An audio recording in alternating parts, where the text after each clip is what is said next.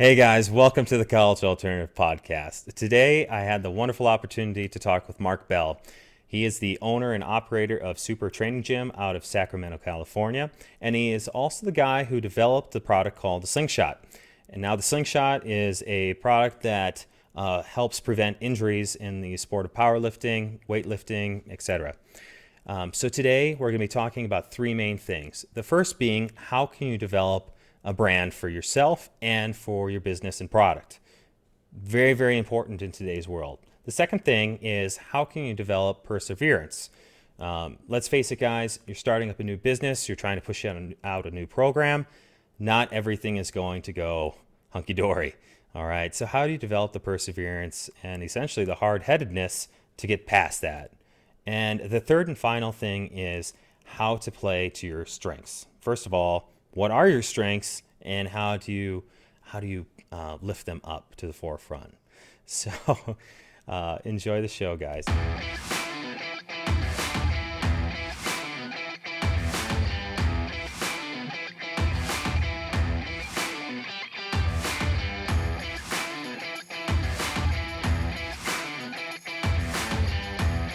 Interviews with the best in their fields, teaching you how to excel in careers that don't require traditional college.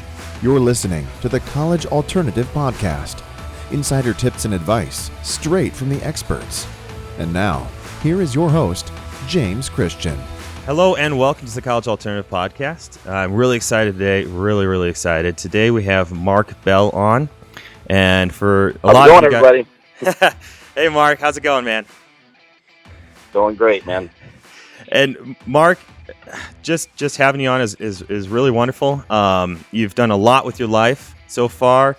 Just listing off a couple of things here. You're the owner of Team Super Training Gym out in Sacramento, California, and you also host your own podcast called Powercast. You've got a YouTube channel, and also you've put up some ridiculously high numbers on the bench press, squat, powerlifting, etc. And plus, you're a former professional wrestler. You've done a lot with your life. Yep. Yeah, good combination of things. Nice. And I think today we really wanted to talk about entrepreneurship, product development, and I think, at least from my observations, it's really neat to see how you've always had a drive in your life, especially when it comes to powerlifting. You know, you've had a drive and motivation to really dedicate yourself to putting up really high numbers, and I think that dedication has really translated itself throughout your entire life here, yeah? Yeah, what I'd like to share with everybody is that, people walk inside my gym and they sometimes get the wrong idea, or maybe they see some lifts that some of us do, and they'll see someone, do a 700-pound deadlift. So there's about 6 or 7 guys in our gym now that deadlift over 700 pounds. It's kind of become the norm. But that's just a byproduct of consistency and time. And what I'd like to share with everybody is that everyone possesses the ability to get stronger. Now, it's not realistic for everybody to possess the ability to deadlift 700 pounds. There's too many factors that go into it. If I took everybody who's listening to this podcast right now, and we were to make a painting of a lion, we would agree that only a handful of people probably painted a pretty good picture. Even with a lot of work and with schooling and education and someone teaching all of us how to paint this picture better, there'd still only be a low percentage, maybe 10%, 20% that painted a really good illustration of a lion. And the same is not true with strength training. Strength training is much different, and your life is much different than that, fortunately for all of us, because everyone possesses the ability to get stronger. I've never met one person that didn't have the ability to get stronger. We all have the equipment, we all have the stuff, that's necessary to allow us to make progress in terms of getting stronger. When you talk about other sports, bodybuilding, trying to take bodybuilding to a professional level, or try to become an NFL football player, some of these things, again, it's great to have goals and aspirations and stuff, but those are not things that are realistic for most people. And those are things that you can't really make happen. But what you can do is, maybe you can't become a professional bodybuilder, but again, maybe you can make progress on your body. Everyone possesses the ability to get stronger. Everybody possesses the ability to lose some weight. Everybody possesses the ability to gain some muscle. And everybody possesses the ability to make themselves better. Now, if you think about trying to become better at being a husband and being a dad, and training in the gym, and becoming better to your friends and loving more people, and if you think about everything that you can do to become better all the time, then it becomes overwhelming.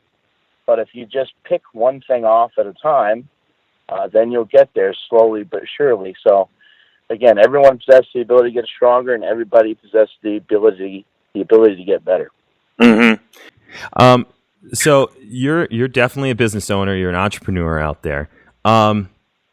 What made you, and as we're talking about this, what made you feel as though you had the confidence to be able to set up and start your own business? That you had the knowledge to be able to do that?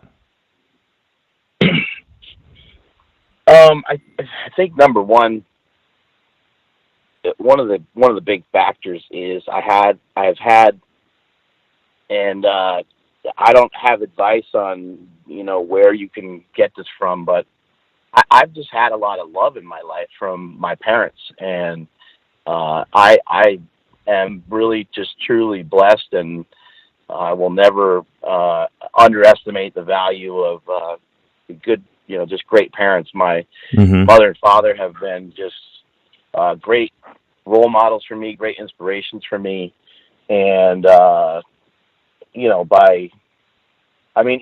like my mom is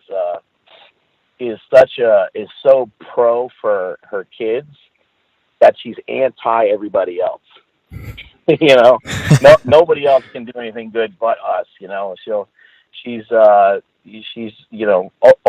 the top, but at the same time, both my parents showed me a lot of love and affection, all growing up, and they were super supportive of everything I did. So when I went to do something, it was never like, I'm not sure if I can do this. My parents were, they weren't like, oh, hell yeah, you can do that. Not necessarily like that, but they just got involved. My daughter is 9 years old, and just about a year ago, her and I were just talking about stuff. I always talk to my kids like they're adults. Just yeah, me too. Me too. Yeah. Kind of a fun thing that we do, but also, also I just think it's important to understand your kids are way more advanced than you give them credit for. Mm-hmm. And so I was telling my daughter, I said, do you know how to spell the word love? And she said, Love. I said, that's one way to spell it. Another way to spell it is Time. And putting time into people, and my parents, they put endless amounts. I don't know how they ever figured out how to do it with, 3 kids and, my dad working so much and stuff, but they were there all the time for everything. And so I know we're trying to talk about business, and there's people listening right now being like, well, shit, man, what's the secret? Like, what, did you take out a loan, or did you, what did you do? But for me, none of it ever worked that way. It was kind of back to what I mentioned earlier about having a foundation. My parents made me strong from a mental standpoint and a emotional standpoint. I made myself strong physically. That's kind of a different thing. Mm-hmm. But once it was time to get involved in some business type stuff, there was never there was never an overconfidence of like, hell yeah, man, I'm going to go crush the world and I'm going to be a millionaire. There was never that sense either. But at the same time, there was never any doubt in my head that I would be able to figure things out. I think if I'm gifted at anything, it's being able to figure things out. I often am able to think a little differently than some people. I think my weakness has become a real strong point because I've had to think of things differently. Even when it comes to something as simple as adding up adding up how much tip somebody gets. I've just had weird ways of being able to like multiply out the tip to get to the number. You just multiply that first number that you see times 2, and that's 20%. And like that's always always confused my wife, who is a million times smarter than me.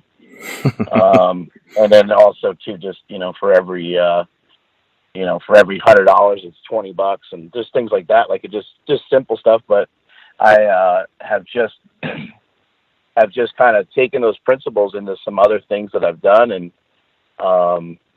by being able to think a little differently. And all growing up, I really struggled in school. It was just, I don't know if it's a concentration thing that they didn't really talk about. I'm 40 years old now, so when I was in school, they didn't talk as much about ADHD and these different things, and they weren't putting kids on drugs to get them through school. Mm-hmm.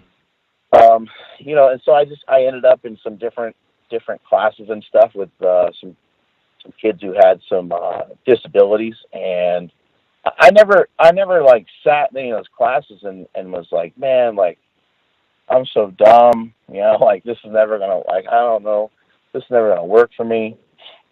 I just took it as that's just the way I am. Like I'm really good at football. I'm really strong. Like these are some cool things. These are some cool attributes that I have that my friends don't have.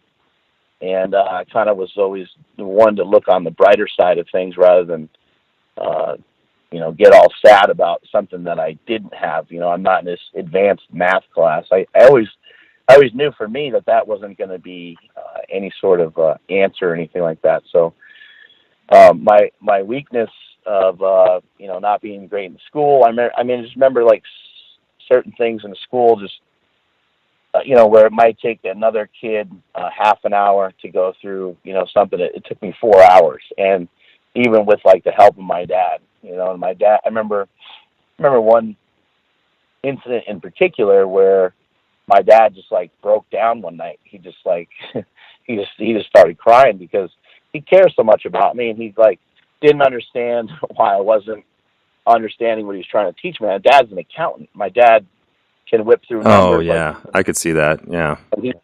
He's trying to teach me math, and my dad is also a great person at breaking stuff down for people. And for whatever reason, my brain is wired totally differently than his. And that's just the way it is. People are just different. And but the love and affection from my parents is what gave me the confidence to be able to do any of the stuff I have done in my life, and having some success in the weight room, and being strong, and having something to rest my hat on. I mean, if I felt like I sucked at everything, that would be hard. I don't think I would be in the position I'm in today. So I do think it's important for younger people listening to find something that you're good at / enjoy, whether it's rock climbing or going for a bike ride or lifting weights or reading or whatever it is. Right now my son is 13. He's awesome at making YouTube videos. It's pretty clear to me that he's at the very least way ahead of anybody else his age at what he's doing. He's not killing it in school and not killing it here and there, but appears to have something awesome going on with being able to edit and having creativity and stuff like that. So, that's going to be something for him that's going to help him build confidence in other areas. And I'd imagine his, what he does in school and what he does in everything else in his life is going to be better because now he found something that he feels strong about and that he feels good about. Yeah, so he had a success in life, and he can build upon that and have that as a foundation. Yeah, and I think interestingly enough here too is different. We often in society equate different as bad, and different is not bad. You just have to look at it from a different perspective. Just because you're different and you're swimming in a different stream than somebody else, heck, I mean, exploit that. It could be a very, very good thing for you. Exactly. And I just, just going back to the whole, being loved type thing, I just think that, and this is, like I said, I don't know, I can't tell you where to get it from because you can't choose your parents and stuff. But on the other hand, you could be the one distributing that and giving. Sometimes people just need a pat on the back. Sometimes people need you to just put your arms out, put your hands on their shoulders and say, you know what, I really appreciate you. You're doing a great job. Sometimes that's all people need. And they'll be so fired up, they'll run through a brick wall for you. Yeah, especially if you caught them right when they're at their lowest point. That deal fell through or just anything, and you recognize that and you pick them back up. Oh my God, they'll do anything for you. Yeah. They appreciate that so much. And everybody needs to understand that they have a lot of value and they mean a lot to a lot of people. It doesn't matter who you are. It doesn't matter if you're a truck driver or a teacher. You have a lot of value to somebody. And for some people, somebody who's maybe famous or something, maybe they have a larger value to more people. But every dad and brother and sister and uncle and so on has value to somebody. And by sharing kindness, I know, like you could sit here and talk about this kind of stuff all day, and people will be like, "Oh man, it's kind of corny." It's just the truth. It's just the way human interaction works. What's the worst form? What's the worst form of punishment other than capital punishment? Yeah, I know what you're going to say there. To stick somebody in a cell by themselves. Oh yeah. I know. Like, dude, you're so bad, you're going to be by yourself. And nope. And the baddest criminal in the world, even the most deranged, that's all the worst punishment there can be. We all basically just need each other. Mm-hmm. It messes a person up to be an ISO for years on end. Yeah, it really does. And I think, I mean, you could probably call it corny, but I mean, at the same time, in all honesty, when you're thinking about success and setting yourself up as an entrepreneur or success in life, especially as a parent, looking at what you can be doing for your kids in terms of providing them not just with a great education, but time and love and attention, like you're saying, that's going to provide a really good foundation for them. Absolutely. Yeah. Nice. Well, taking this to entrepreneur level here. So you developed what was called, and I don't know if I'm assuming this was one of your first products that you put out. You developed a thing called the Slingshot. And so, what is it, and what does it do? The Slingshot is a supportive upper body device for bench press, push-ups, and dips. It slides up over your elbows. It's got kind of two armholes. Slides up over your elbows. It goes onto your biceps. And it's an elastic material, and it stretches over the body as you go to pull your arms backwards, as in your bench pressing or doing push-ups. And as your arms kind of travel back behind the midline of your body, the elastic properties are in a fully stretched position. And as you go to push the weight or push your body up from the ground, the elastic material shortens. So it literally will slingshot you out of the bottom of a bench press or slingshot you out of the bottom position of a push-up. Um, our shoulders are designed to handle these types of movements just by nature. That's just the way we're designed. We're designed to be able to move stuff around.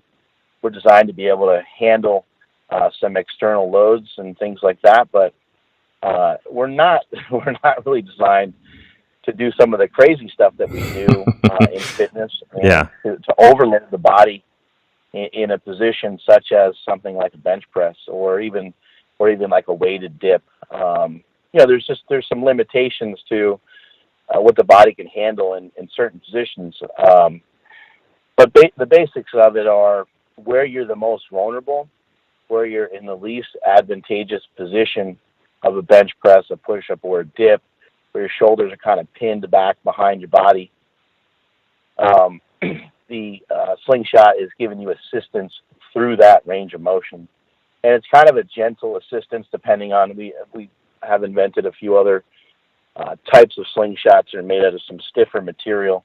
But generally it's going to assist you by 10% or so. So it's not just taking over everything that you're trying to work for. It's not just doing everything for you.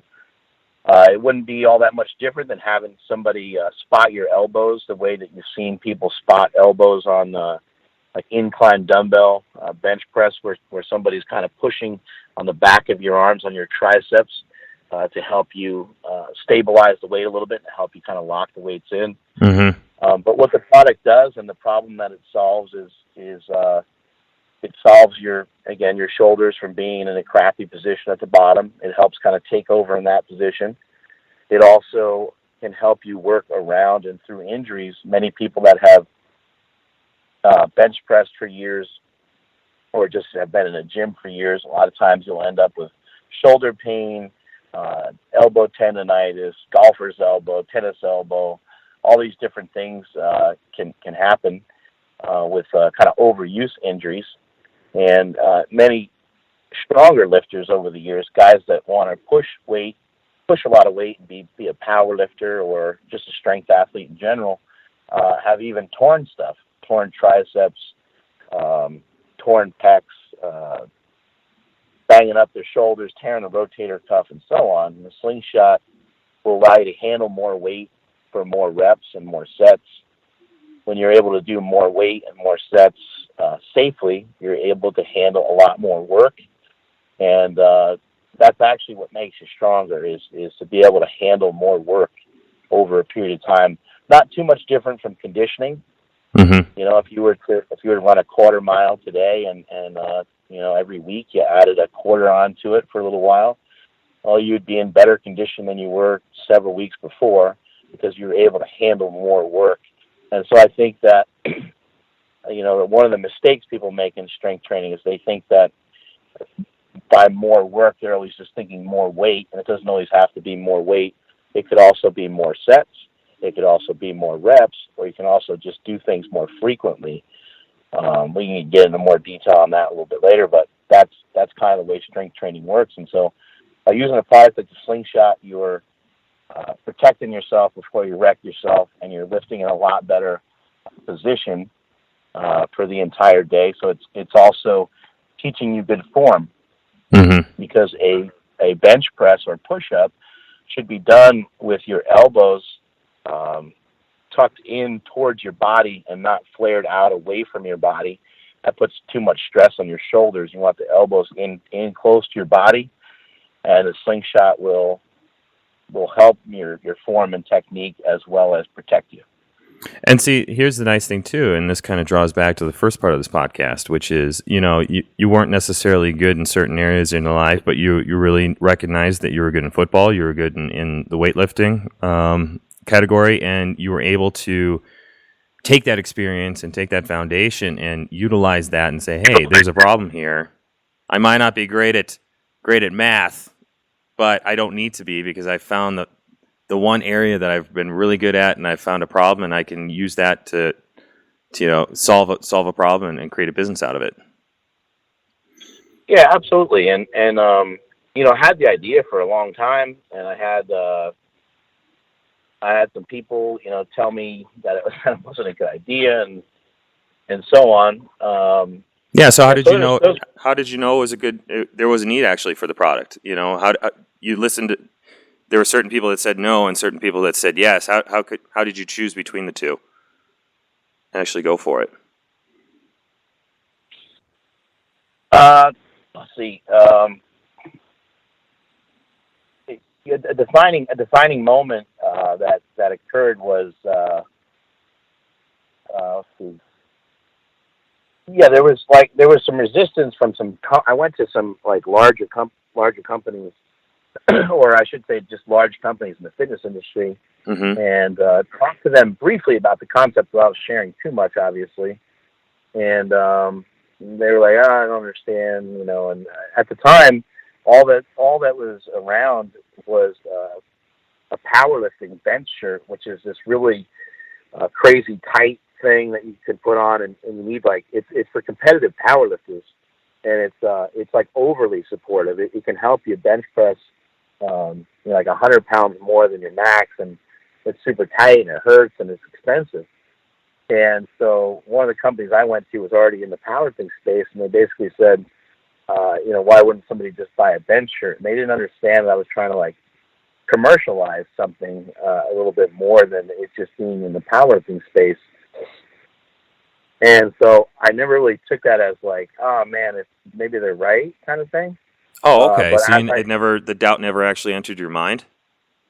a little bit. So as I shopped it around more and heard, a few people say that it's not a great idea, then I was like, So then I even asked a guy that was training in my gym, who was like at the time kind of one of the only people I knew that had a little bit of extra dough, drove around in a really nice car and stuff like that. And so I kind of asked him what he thought of it. I knew he was into lifting, and so I thought maybe this guy would be like a potential investor or something. I'm not really sure, or maybe he would just think it's a good idea and give me, since he ran a few successful businesses, maybe he'd give me some insight on what the heck I should do with this thing. I've never been afraid to have conversations with people. It's kind of like I say it all the time. It doesn't hurt to have a conversation, no matter what it is you're talking about. Somebody wanted to buy the Slingshot brand. I mean, I have absolutely no intention of selling it, but a conversation doesn't hurt. Yeah, So sure. I was kind of, but yeah, this guy, he was like, I don't see a market for that. I don't think that's gonna really, be a big thing. Like it would be a real niche thing, and it's probably a hard way to make a living. Yeah. And so yeah, so the negative started to kind of pile up a little bit. My friends and stuff,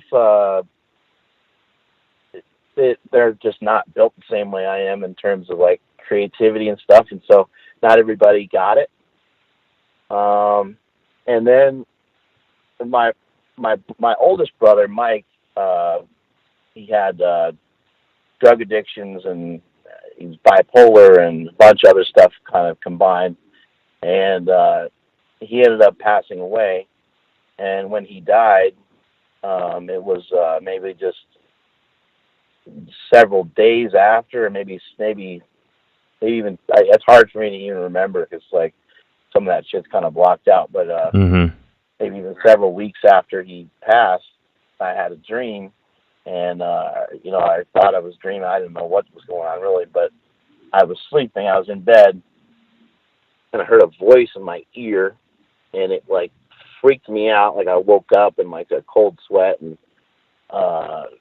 I just felt like somebody just sucked all the blood out of my body. I just felt terrified and felt weird. But I basically had this. I heard a voice say "think" in my ear, and I thought it was my brother. And I know it's like a really weird thing, but I don't believe in ghosts or aliens or like any of that kind of stuff. So Mm-hmm. Mm-hmm. this is not like some weird telepathic thing that happens to me all the time. I don't see dead people or anything like that. But sometimes when you have a traumatic experience, sometimes some weird shit happens to you. And that happened, and I got like chills all over my body. But then I calmed down, and like next couple of days I started thinking about it. I'm like, what the hell does it mean? Fake? Like I don't understand what's going on. So then I just thought, like, well, maybe it means, like, I should just say, fuck everybody and move forward with this idea and that I have. I have this concept, I have this idea, and I need to think about it more, and I need to just put more time and effort into it, put more energy into it, and get my butt moving. And so from there, I was just pretty much on my way. I was like, life's short. You don't Yeah. have that many chances, that many opportunities to do something great, and this is something. I know this is something great, and I need to move on this. So then from there, I prototyped the product. I can talk about that a little bit more in a second, but I prototyped the product, and I showed the product to my brother-in-law, and we were in my kitchen, and I just said, here, throw this on. So he puts it on, and he kind of pulls his arms back, kind of in a bench press thing, and he's like, "Oh my God!" He's like, "This is awesome. This is really cool." And he played football and stuff his whole life. He played high school football and college football, and so I just kind of thought, like, he's not big into lifting or anything. So I just thought, like, if this guy who played football, who lifted for football and now casually lifts a little bit here and there, if he can get it, then everybody else should be able to understand this. Mm-hmm. So, Mm-hmm. even though as a family member, and obviously you're going to get, impartial, advice and stuff from family members, but, he just, I could tell that he understood the concept without me really explaining it to him. He just put it on, he dropped down, banged out some push-ups, like, holy shit, this thing works. This is great. And that was the same feeling I got when I first tested it out. Yeah, and it probably doesn't help. It probably doesn't hurt that you don't even need to explain it to somebody for them to get for them to get it. Yeah. I mean, sometimes it is a different product. There's nothing like it, on the market, and there hasn't been anything like it on the market before either. So it was, I created a new space, all the way to the point of, like,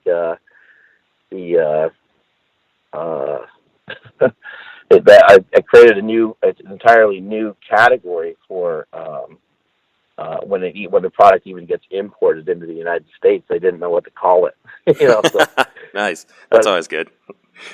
yeah. Anyway, it's I started to I tore my pec in training, and I got banged up. It hurt a bunch of other times in training. Just from handling heavy weights over the years. I benched 405 in high school, and from that point on, I benched more and more and more, and all the way to the point of doing a 578-pound raw bench press. And there's going to be some wear and tear. I don't lift like an idiot or anything. I try to lift intelligently, but when you do something for a long time and you're trying to push the envelope, you get banged up. And the injuries were coming around, and at the time I was just trying to think, how do I get through this? How do I get around it? How do I just continue to work and continue to be able to do the things that I love? And then I even kind of thought about it even further and thinking not just in terms of myself, but thinking about other people. And I'm like, it sucks. I remember as a kid training in the gym as a teenager, hearing these older guys kind of always saying, "Oh, I used to power lift. I used to bench heavy. I used to bench 315 or used to bench 400 pounds or whatever it was."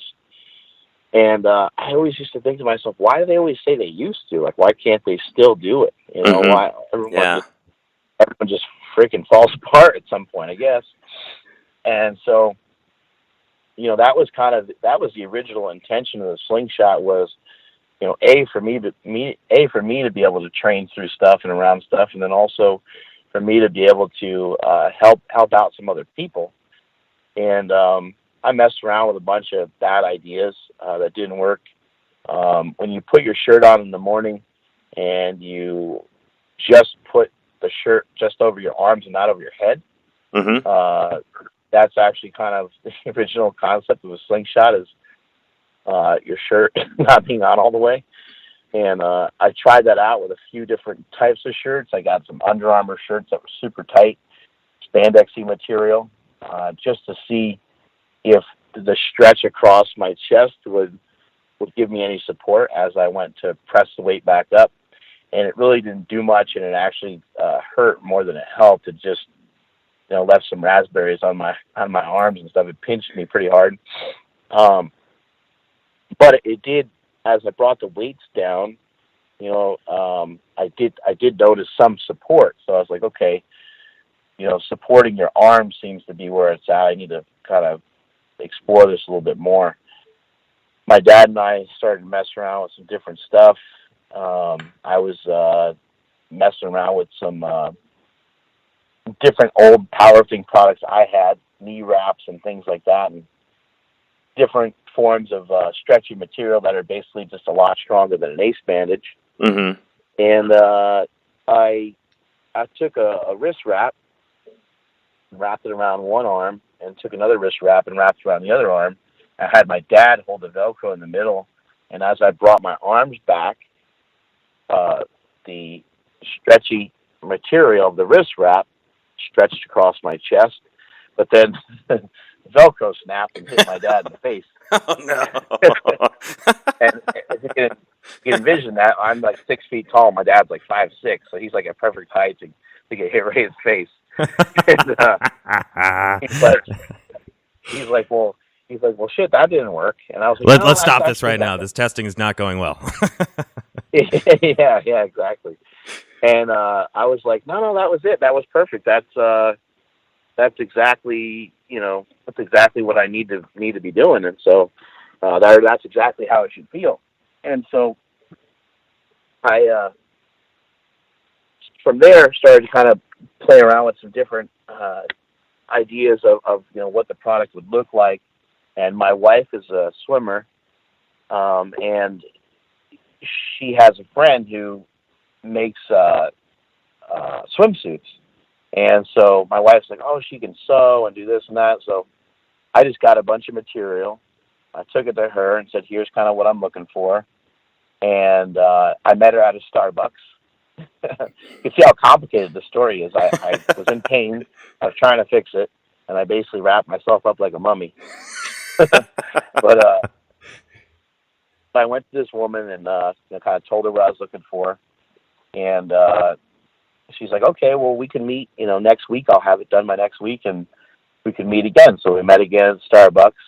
She had the product done and ready. And so I said, oh, can you just stay here just for a few minutes? I'm going to walk. There's a gym that's was only like a few feet, 90 feet away or 100 feet away or so from the Starbucks that we were at. And so I walked into the gym and just pretended like I had a membership, just walked right through the front and threw the slingshot on, laid down on a bench with just a plate on each side, 135 pounds, and went to press the weight. And the material of the slingshot, when I brought the weight down, it almost kind of like felt like it was holding the weight for me a little bit at the bottom. And it just sprung me back up out of the bottom of the lift. And I did, like 20 reps. I just kind of kept going. And I got up off the bench, and I was just super emotional. I just was covered head to toe in goosebumps because I was so excited. I was like, shit, this is it. Like, this is what I've been thinking about for the last couple of years. Been dancing, because at that point it was dancing around in my head for a long time. It wasn't until my brother passed that really, shot me into action. And so I, I've been thinking about it for a long time, and now it finally happened. And, I did a lot of great things in powerlifting and hit a lot of big totals and a lot of big numbers that I've dreamt of doing for long periods of time. But this felt even better than that. I was like, shit, this could help a lot of people. Mm-hmm. A lot of people are going to really like this product. And so I went back to the woman, went back over to the Starbucks and said, I need you to make like 10 of these. We need to make some different sizes. And I need to be able to test these in the gym, make sure that nobody dies from trying to use this thing. And she was like, okay, She was like, well, she goes, after I make that, I don't want to make any more of these things. She said, it's really hard. It's hard to sew it, And she's like, it nearly broke my sewing machine. And I was like, all right, well, you got a deal, And so she made several more of them, and then from there it was like, hey, figuring out how to manufacture it on a larger level. Now here's where the story gets really complicated. Yeah, but before we get into that though, Oh, the one quick thing to note here is that you kept everything really cost. You didn't spend a ton of money creating those first prototypes. Oh yeah, all the material that I had all the material I used was all stuff I already had, or that we had just kind of laying around my gym. Yeah, because the last thing you want to do is blow your entire budget just developing a prototype. Yeah, and I wanted to pay this woman for sewing these things up and stuff, but from what I recall, I don't think she let me. And I think I just got her like a gift certificate to like Starbucks or something. $50 sure. Something like that. So yeah, just didn't really spend really anything. Yeah, I think people get too caught up into that. Wait, yeah, go ahead. Go into the manufacturing here. Yeah. Yeah. So the next thing from there was to figure out how to find a manufacturer. How to find a manufacturer. So there's this thing called Google. It's Google. It's like this search thing. And that's online, right? That's a thing online? Yeah, it's that thing online. Okay. www.whatever.com. And so I use that. It's like this search thing that like looks up stuff for you. You just have to type in whatever it is you're looking for. And so I typed in knee wrap manufacturer. And something popped up, and I investigated a little bit, poked around, and just hit them up and sent them a couple pictures of what I had and said, hey, can you guys make this thing? And they said yes. Then they made it, and they sent it, and then it was complete crap. It wasn't anything that I was looking for. The material was way stretchier, not strong enough, and so on. And the biggest problem with the product was because I wanted the product to be red. I had this idea from the beginning for the product to be like bright red, so that if somebody was using it in a commercial gym, everybody would see it. If it was black, then a lot of guys wear black, especially bigger guys wear black, and no one would see the product. Nice. So I wanted it to be bright red. The problem is, this first run, not only was it red, but it made you red. the dye would come off of it, and it turn your skin red. And not only, to make matters even better, I guess you could say, it smelled really bad. Whatever they used for the dye just stunk. And I was like, oh my God, like what a disaster. But that was still a small investment. At the time it was still a lot of money for me, but it was like $700. Oh, okay. So yeah, not some huge loss. We didn't do a big run. It was just, trying to get a feel for the product. So it never occurred to you to do a patent or think about the trustworthiness of a manufacturer? That never really kind of came into play initially? We were already so we worked on that simultaneously. Oh, okay. And when I say we, I mean my wife. She was working on the patent the entire time. And that took a long time. There was different, the laws change all the time. And the laws are a little bit different right now with the way things were when I invented the product. But I think I first shot it. My whole thing was, I just need to make this thing mine. Like, let me not really worry about the patent. I'm famous in the powerlifting world, and so if I just kind of make it mine, it'll just be really cheap and really almost like embarrassing if you make it second after me. Like, yeah, that's true. I have a good name in the community, and people will just be like, "Oh man, that's just a knockoff of Mark Bell's thing. Like, that's kind of weak." And I, realized like over time that could wear off or whatever. But I I'm a lot further along than anybody else in our industry in terms of popularity and stuff. And just I have a good network of people, and I could get blast stuff out a lot better and a lot faster and get more eyeballs on stuff than most of the people, even in the fitness industry in general. And so I knew that, like, if I just had this thing that I could just show everybody, it'll basically be mine. And then from there, I had a friend of mine. He said, well, I know you're trying to trademark it, and you're trying to patent it, and do all these different things. He said, he goes, how do you tell, which lunch is yours when you're a kid? I said, yeah, your mom just writes your name on it, right? Mm-hmm. And he's like, yeah, exactly. He goes, just write your name on it. And so in the corner of the Slingshot, it's part of the Slingshot logo, it says Mark Bell's Slingshot. And so, that was just a friend of mine who just gave me some simple advice. And he was 100% right. That just makes it yours permanently. That's what the product's called. Those are the websites that we bought and so on in the beginning. From there, it's just a matter of finding a good manufacturer, and we did. It wasn't that hard. It was the second manufacturer we went to, and they've been cranking them out ever since, and we've kind of been on our way.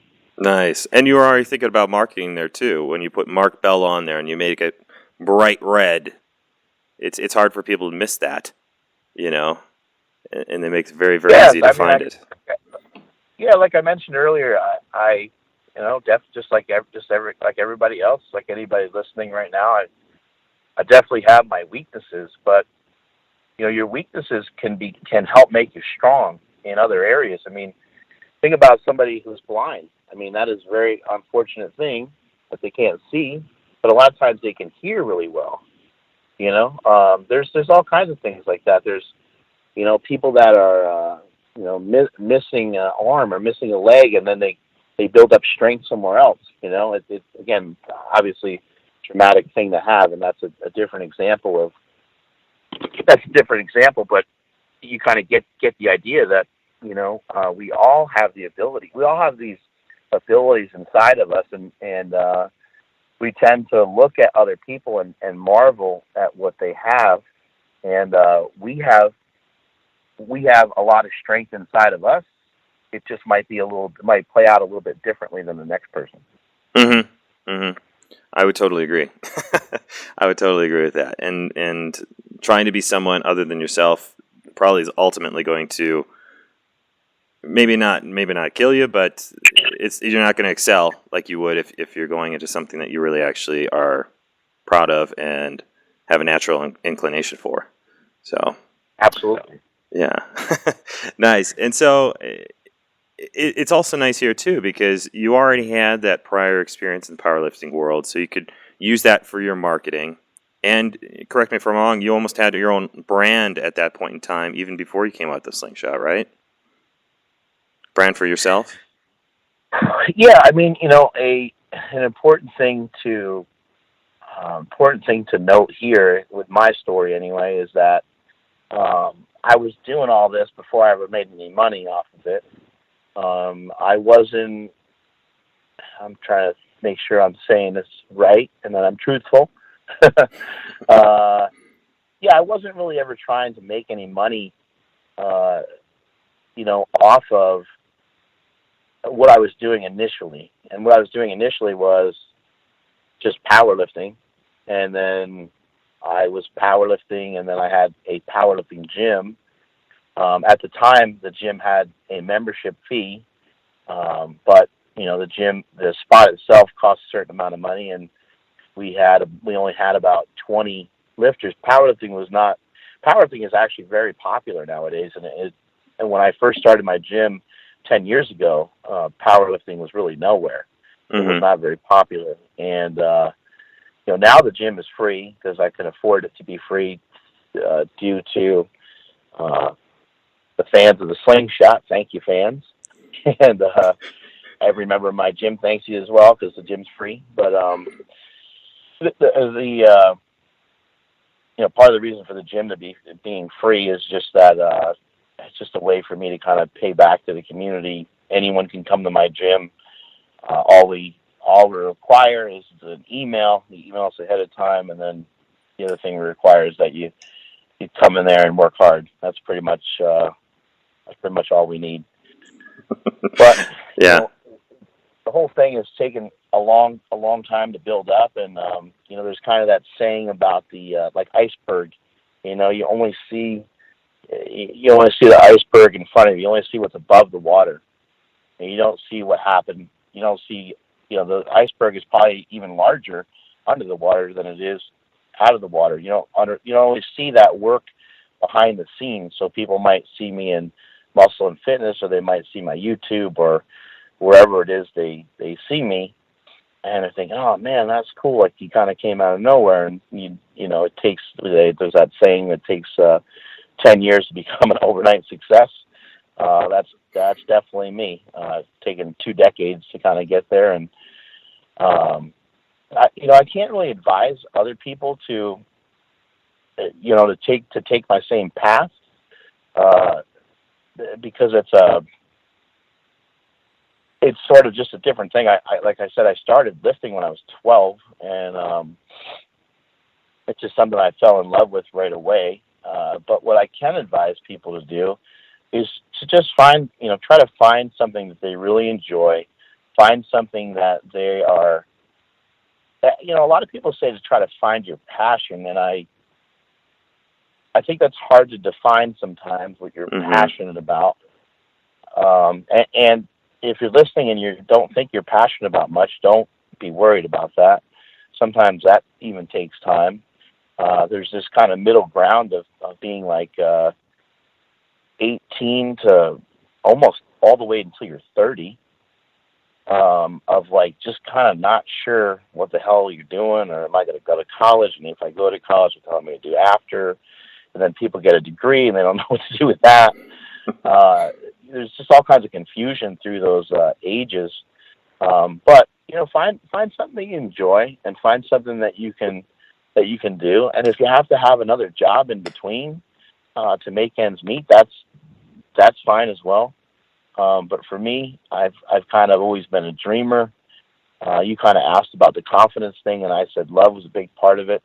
But also just kind of flat out kidding myself for many years was a big part of it as well. I mean, my wife was the sole provider of the family for many, many years, and she, was kind of looking at me like, hey, like, are you ever going to get a job? She's kind of like wondering, like, hey, is this ever going to, and she was kind of, she would mention all kinds of different jobs to me all the time.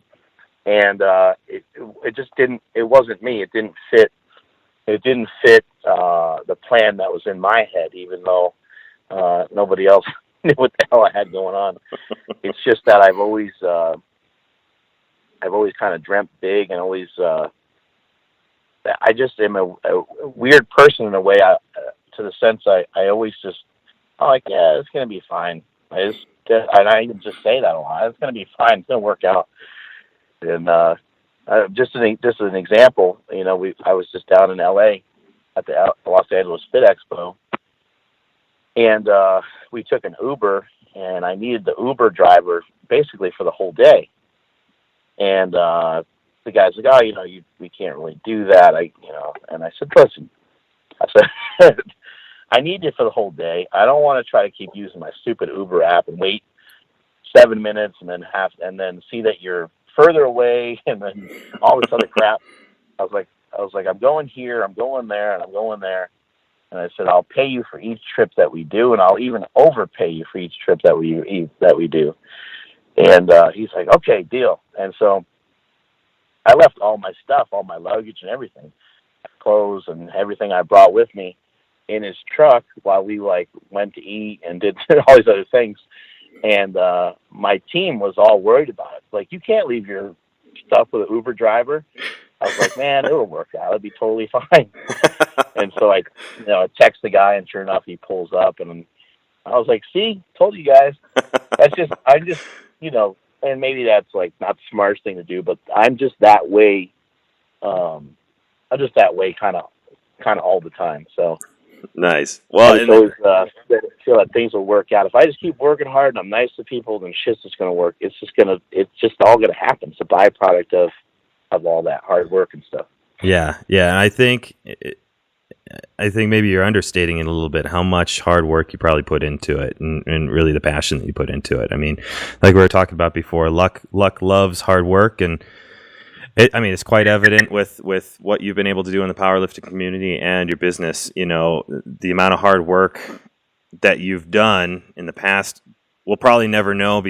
No one will ever know besides you and probably your wife. But yeah, man, that is really, it's really, really awesome for you to come on here and share your story when it comes to your life and what gives you confidence to be able to succeed, and how you really developed and used your the areas that you had actual gifts in, and kind of not necessarily exploited it, but used it to your benefit to really come out ahead, you know, with the Slingshot and, you know, everything else that you've been able to do. So that's really, really neat. But yeah, there's just nothing wrong with. There's absolutely nothing wrong with. People kind of talk about working on their weaknesses, or in my world, they talk about it all the time. A bodybuilder, a powerlifter, or anybody's trying to improve their physique or improve their strength. I always like to share with people is, hey, there's nothing wrong with improving your strength. Like if you're already strong in a certain area, why not continue to pursue that? Even if you're not feeling well-rounded, you could always work on being well-rounded later on.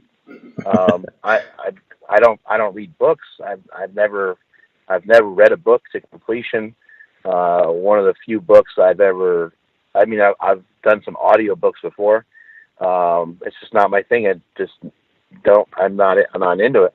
One of the few books that I've actually at least listened to completion was a book called Crush It. I'm sure you're aware of it, by Gary Vaynerchuk. mm-hmm. But I don't typically read, and somebody else might say, well, if you're going to be a business owner, you better start reading up on it. You better start investigating it. I've never read anything on business other than that one book, and that was already when I was kind of on my way. But the point is don't worry about what other people are saying, and don't worry about what's conventional. Just worry about what's working. Mm-hmm. Yeah. Well, that's true. Yes. That's probably the simplest way to say it. Do what's working for you, because we have had people on the show, CEOs who do read 60 books a year, and that works for them.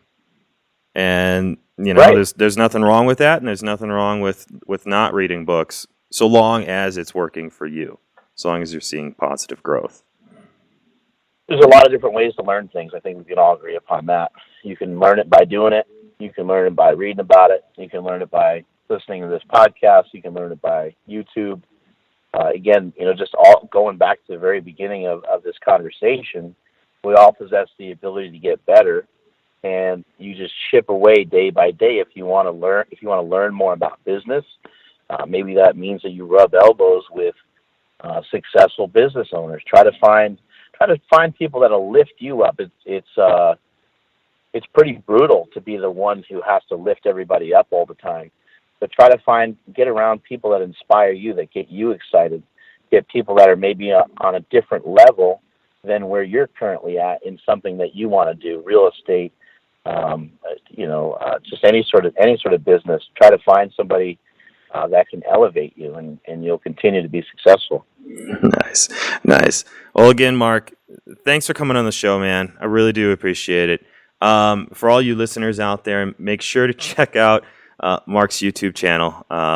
Mark, how often are you putting out videos? Pretty much every day, or a couple times a week?